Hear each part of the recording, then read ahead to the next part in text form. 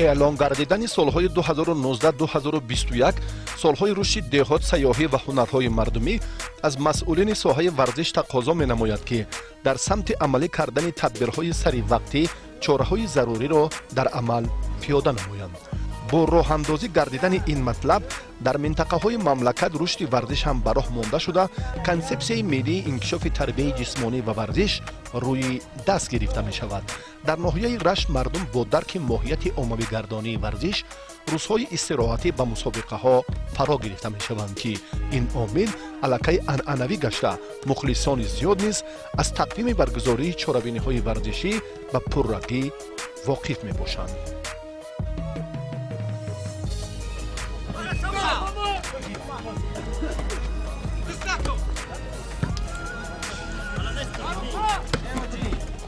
با تشبث و ابتکاری بخش کار با جوانان ورزشی ناحیه رشت دوام هر هفته روزهای شنبه یکشنبه در همه جماعت‌های شهرک و دهات ناحیه مسابقه‌های گوناگون والیبال از روی نمودهای والیبال، گوشتین، فوتبال، پایگاه اسب‌دوانی برگزار گشته ایستاده است. اینچنین این چاره‌بینی‌ها با تلاش و زحمت‌های جوانان همین ناحیه برگزار گشته ایستاده است که این هم باشد برای رشد و نموی ورزش‌های ملی، ورزش‌های سنتی و اینچنین پیشگیری نوسان جوانان از هر گونه عملهای نامطلوب، عملهای افراطگرایی در همه جماعت‌های شهرک و دهات ناحیه برگزار گشته ایستاده است. این روزها در سراسر کشور البته عمومی گردانی ورزش به نظر می‌رسد و اینچنین جوانان ناحیه رشت خب هر هفته نه با ورزش مسابقه والیبال یعنی فرا گرفته میشن و می‌بینیم که امروز جوانان کوشش با غیرت کرده ایستادن که خب چاره‌بینی‌ها را در سطح خوب برآورده و البته جوانان عموما کوشش میکنن که در چاره‌بینی‌های ورزشی فعالانه اشتراک نمایند. تقویت یافتن ورزش در محل و دهات دوردست کشور از یک جانب باعث تندرستی اهالی گردد، از جانب دیگر نورسان و جوانان را متحد نموده آنها را از همه گونه ظهورات نامطلوب جامعه رها می‌سازد. مهم آن است که همه جوانان به والیبال رغبت خاصه دارند و در همه گونه وضع هوا از تماشای رقابت‌های جالب دسته‌های دهات و جماعت‌های ناحیه بهره‌ور می‌گردند. از همین گونه چاره‌بینی‌ها برای نفران با استعداد و شوقمند ورزش امکانیت فراهم می‌آورد که آنها در محیط دهات معرفی شوند و سپس برای سفربری به مسابقه‌های منطقوی نیز امکانیت دیگر پیدا سازند. رغبت خود جوانان با والیبال با همین نمودهایی که هست چگونه پذیرایی چگونه است؟ بسیار خیلی خوب است که این تشبث و این چنین اقدام همین جوانان هست که در همه دهه ها نمی رشد والیبال رفته است. نقشه های تصدیق کرده بخش کار با جوانان عملی شده است که دوام هر هفته همین خیلی مسابقه در تمام جماعت های شهرک و دهات و این چنین دهه ها برگزار گشته است. البته در دهات باید که تمام مسئولین وابسته به هم سمت ورزش کدومی که ملکه و مهارت داره و اینچنین خب میدانچه‌های ورزشی باید ساخته شود و جلب جوانان بسیارتر به همین ورزش جلب کرده شود که به همین خاطر عملیات ورزش باز هم در سطح محلی یا دهات ها خوبتر بهتر برآمد. آیسته آیسته دسته ها هم فکرم که کوشش میکنم که در آینده نیست سر لباسی یگانه باشه برای مسابقه ها را خب در سطح خوبتر بهتر گرداندن و اینچنین مسئولین هر یک دهات یا اینکه سرپرستان دسته هم خب با همین عقیده که در آینده خوبتر بهتر کنن اویدی مثلا در سطح خوبتر بهتر گذراندن همین چاره‌بینی‌های ورزش در سطح محل‌ها یا که ناحیه دیگر. هنگام ثبت نمایش مرحله اول مسابقه را ما امکان تماشا نمودن داشتیم که آن هم بسیار پرشور و دیدنی بود. راستی فضای دهه برای ثبت و تهیه برنامه آنقدر سازگار هم نباشد، اما اتفاقی و متحدی و رابطه های زیش جوانان دهه های اطراف و اینچنین تشکیل یک محفل زیبای و دیدنی ورزش اعتماد کس را برای اراده قوی فرزندان وطن دوست و مهن پرور که از حساب صاحبکاران نفران غمخوار دهه ها چنین چانه‌بینی های عمومی ورزشی را تشکیل می نمایند شایسته قدرشناسی هم بوده می تواند. جوانان ما имрӯз ҳаракатшон ҳаст барои варзиш. мо барои онҳо хостем бо ҳамроҳии соҳибкорон, бо ҳамроҳии ҷавонон, ҳамдиҳагони худ бо таври ҳашар, бо таври бо якҷоягиву якдастагӣ мо хостем ки як сохтмони хубе барои ин сисолагӣ, барои сисолагии ҷашни истиқлолияти ҷумҳурии Тоҷикистон сохта ва истифода диҳем. Мо ҳаракат дорем ки рушди варзишро дар деҳаи худ ва дар ҷамоати худ ва дар ноҳияи худ васеъ кунем ва барои ҷавонон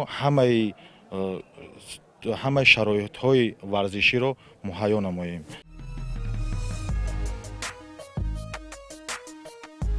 ин бино бо ҳашари дастаҷамонаи ҷавонони деҳаи кӯлоба ки баъзеашон дар Федератсияи Россия иқомат менамоянд қомат афрохтааст.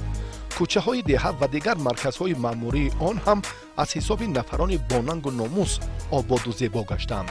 дар тамоми рӯзҳои истироҳатии фасли зимистон чунин чорабиниҳои оммавии варзиширо онҳо ташкил менамоянд ва ғолибонро ба ҷоизаҳои қиматнок ҳам сарфароз намуда нафарони сазоворро низ ҳавасманд менамоянд ки ин самтро пешаи кори доимии худ намоянд.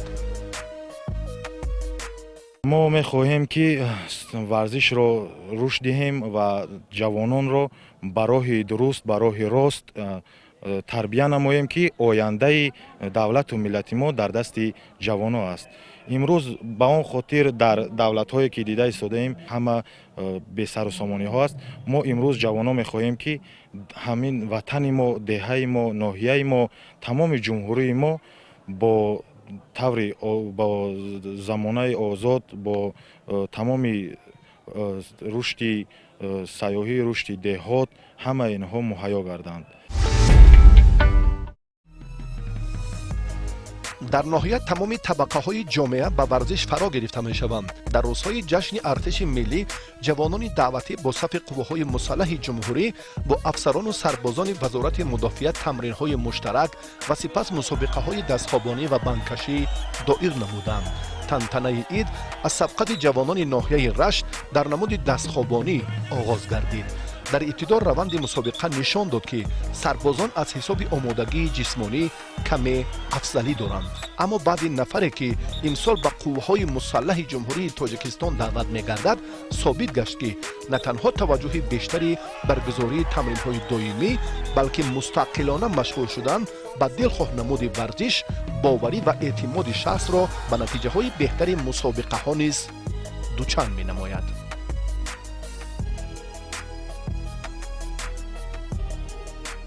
варзишро дӯст медорам. гӯштин бисёри вақти худам барои гӯштин сарф мекунам. ин рӯзака ба хоҳиши мегем, ба хоҳиши худам ба қувваҳои мусаллаҳи ҷумҳурии Тоҷикистон дохил шем. қайна ҳами дастхобонак дар ина иштирок кардем. қайна лоиқи ҷои аввал гаштем. ва дар деҳоту ноҳияҳо рӯшёбии варзиш айнигоҳи шумо чӣ хел аст? мо аз деҳотем, инами аз қишлоқи мақсад. мо қишлоқ дар вақти ёфтагӣ хидмат ҷо рафтем зал мақсад хидму песчанка аз хай сархамӣ кардем як ҷо дар барои хидму гӯштин. ҳами ҳозир мақсади кори мо давом карда аст. барои ин чӣ лозим аст бештар? бештар аввал завқ. ҳар ки ҳамин дилиш дагар завқ дошта боша мешавад. ҳар чи боша мешавад. шароит гап нест. шароит бисёр варзиш беҳтарин аст. ҳар ки завқ дорад бира бикуна, фарқ надорад дар хона шояд дар ҷое ҳаст шароит ҳаст нест бираванд бачаҳо бикунанд мешаванд. мусобиқаи бангкашӣ низ дар миёни ду дастаи қавӣ ки яке аз ҳисоби сарбозон ва дигаре аз ҳисоби ҷавонони ноҳия ташкил карда шуда буд бисёр пуршиддат сурат гирифт. дар ҳама даврҳо сарбозон афзалии маҳорати худро бар аъло нишон дода тавонистанд. дар оғоз ҳайатҳо 5 нафарӣ ва баъдан 10 нафарӣ мусобиқаи бангкаширо доир карданд. талоши сарбозон дар рақобати даставӣ аз он ҷиҳат фарқкунанда буд ки онҳо ин корро дар ҳама ҷашнҳои милливу давлатӣ роҳандозӣ менамоянд ва аз миёни 300 нафар сарбоз аллакай дастаи мунтахаб низ таъсис ёфта нозукии варзиши бангкаширо хуб аз бар намуданд. варзиш сарчашма сар заданаш аз худи деҳот ба вуҷуд меояд, чунки мардуми деҳот қувваи ҷисмонии худро дар кору бори фаъолияти кишт кардани зироатҳои кишоварзӣ аз ҷумла ин варзиш гарави саломатӣ аст. бояд ки мо сарчашма сармашқи кори худ сараввал саҳари рӯз аз варзиш шурӯъ намоем, чунки варзиш ин беҳбуди ҳар як шахси солим аст. الان در دهه های شما چگونه است همین ورزش؟ دست خوابانی امروز دیدیم؟ дар деҳаҳои мо ин кор аз қабили дастхобкунӣ, аз банккашӣ, инчунин аз гӯштини тарзи миллӣ бароҳ ҷонок мондагӣ аст ки ҷавонон имрӯз ба ин кор дучанд машғули худ ҳастанд ки то он ки барои солиму сиҳат гардондани бадани худ кор ва фаъолият доранд. شرایط آنقدر به نیست اما محبت و ورزش زیادتر است. در این روند چی فکر دارید؟ ин бармеояд ки мо шахсони масъул барои варзиш намудани ҷавонон шароит муҳайё намоем, аз қабили залҳо, аз қабили майдончаҳои варзишӣ ки алҳол дар маҳаллаҳои дурдастанд, аллакай ин корҳо ба роҳ мондагӣ ҳастанд ва кӯшиш мекунем ки дар соли 2021 ҷоноктар намоем.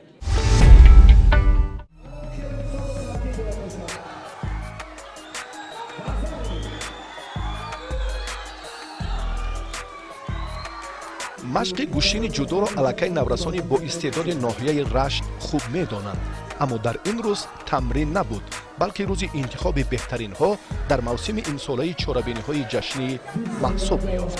наврасон ҳама бо дили гарму умедҳои зиёд марҳилаҳои аввалро талош мекарданд ки ба осонӣ пушти сар намоянд ва ба даврҳои асосии интихобӣ роҳ ёбанд. аз ин хотир дар ин толори кӯчак ҳам шодӣ буду ҳам гирья ва ҳам ноумедию рӯҳбаландии наврасони ояндаи варзиши ҷудои ноҳияи рашт. имрӯз дар ноҳияи рашт муҳаббат ва наврасон дар гӯштини зюдо ва гӯштини миллӣ бениҳоят хуб аст. дар толори варзишӣ мо зиёда ай 300 варзишгар гӯштингири наврасон машқ тамрин карда истоданд. дар мусобиқаи имрӯза хеле фаъолияти хуб карда истоданд. барои дарёфти чеҳраҳои нав, чеҳраҳои асил ба сафарбар намудани мусобиқаҳои ҷумҳуриявӣ ва тайёрӣ мебинанд. از دهات نورسان چگونه برای مشق تشریف میارن و کار شما با در این سمت چه است؟ бисёри варзишгарои мо аз деҳот ҳастанд. хуб аст машқ тамрин ба деҳот хеле хуб аст.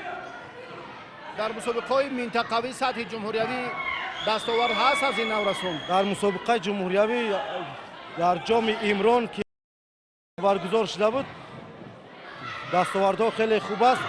аз ҷумла 5 медали сатҳи ҷумҳурӣ, 1 медали тилло, 1 медали нуқра, 3 медали биринҷӣ ба даст овардем. چی نقشه هاست که باز کار تقویت یابد، هنر بچه ها باز سرقل یابد؟ барои ҳунари сайқал ёфтани варзишгаро кӯшиш мекунем ки тамринҳои худро беҳтар кунем ва дар мусобиқаҳои сатҳи ҷумҳурӣ бисёр иштирок намоем. برای نوروز امسالت نقشه ها چگونه‌اند؟ барои наврӯзи имсолат нақшаҳо хеле хуб ҳастанд. варзишгаро ба тиёрии худ машқу тамрин мекунанд. намояндагони аксари ҷамоатҳои ноҳия тайёрии хуб доштанд, вале аз сабаби кам доир намудани мусобиқаҳои ҷудо онҳо бештар ба усули тарзи истифодабарии навъи маъмули гӯштини миллӣ такя мекарданд. асос он аст ки дар деҳот новобаста аз шароит ва имкониятҳои сайқал додани ҳунар завқи баланди кӯдакону наврасон ба омӯзиши ин варзиши суннатии гӯштингирӣ хеле авҷ гирифтааст. аз ин хотир метавон деҳотро сарчашмаи кашфи чеҳраҳои асили гӯштин номид. наврасон ба натиҷаҳои сабқатҳо таваҷҷӯҳи зиёд дошта бошанд ҳам, аммо ба худ боз нақшаҳои зиёде доранд ки барои амалӣ гардиданашон умедвориҳои бештар доранд. наврасон ба натиҷаи сабқатҳо таваҷҷӯҳи зиёд дошта бошанд ҳам, аммо ба худ боз ҳам нақшаҳои зиёде доранд ки барои амалӣ гардиданашон боз ҳам талошу кӯшишҳои зиёд хоҳанд кард.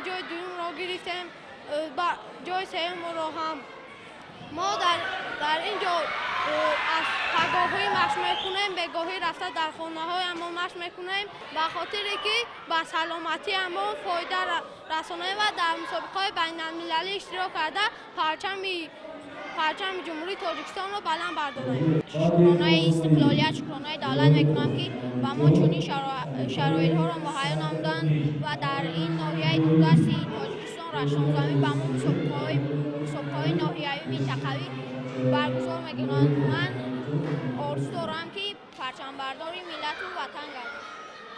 مشق‌ها چگونه بودن؟ امروز که با کی خوردید؟ حریفان شما از دهات بودن، با اونها چگونه مناسبت کردید در میدان؟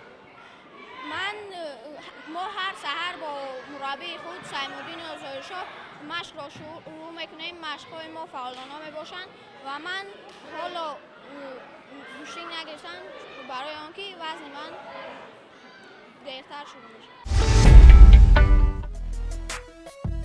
منطقه رشت در تربیه و به کمال رسانیدن زورهای اسب تاجیکی بسا سازگار بوده. همه ساله چاره‌بینی‌های زیادی ورزشی را عاید به پایگاه روان راه اندازی می‌نماید. در مسابقات جام نوروز و جام پایتخت یکچند اسب‌های ذات تاجیکی و انگلیسی این منطقه کوهستان جمهوری سزاوار مقام‌های افتخاری گردیدند. چابکسواران ناحیه رشت در فصل سرما به عنعنه‌های نیاگان مخصوصاً پایگاه و اسب سواری مراقی بیشتر دارند.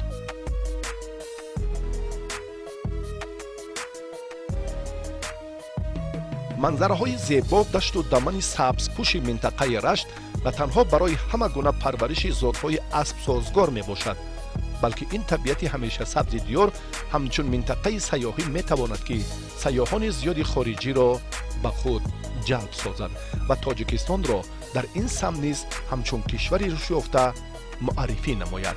به سبب نیست که منتخب نورسان جودوی مملکت هم برای برگزاری تمرین‌های خود این مکان زیبا را انتخاب نمودند.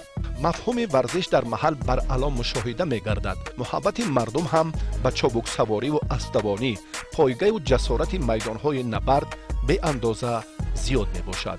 محض همین عامل به آن سبب می شود که بدون دعوت و نقشه تقویمی چاره‌بینی‌ها در همه روزهای استراحتی چابک سواران و ورزشگران دهه‌های جماعت نوابات به هم آمده مهارت و متانت خود را نشان می دهند. ما این مسابقه پایگاه اسب‌دوانی رو برپا کردیم. بسیار پایگاه اسب‌دوانی با یک ترتیب معین نقض گذشت. جاهای یکم، دوم، سوم مکافات‌های خود را گرفتند. مردم شاد و خرسند در این منطقه جمع آمدند، خرسندی کرده ایستادند. و بیشتر کدام ذات‌های اسب تاجیکی انگلیسی کدامش در این منطقه زیادتر است؟ در این منطقه اسب‌های ذات تاجیکی و قرقیزی در این منطقه زیاد میباشد. و در پایگاه کدامی از آنها بیشتر هنرنمایی کرد؟ هنرنمایی ذاتان تاجیکی نقض هنرنمایی کردند. جای اول دوم را گرفتند. وقتی که محبت به ورزش در منطقه‌های زیاد جمهوری ظاهر می‌گردد، برای عمومی‌سازی ورزش و سالمگردانی اهالی کشور هم زمینه مساعد به وجود خواهد آمد. امیدواریم که این رکن تحکیم بخشنده سلامتی دیگر باره هم در این منطقه مملکت رشتان زمین اوج تازه پیدا نماید. ذاتی اسب‌های تاجیکی را زیاد میکنیم در منطقه برای که بسیار به این تابع هستند، به این بود هوای رشتان زمین بسیار تابع هستند. مثال نسبت اسب‌های ذاتی قرقیزی در کوهگردی و در دیگر کارهای خواجگی اینا قابلیت نقض نشون میدهند.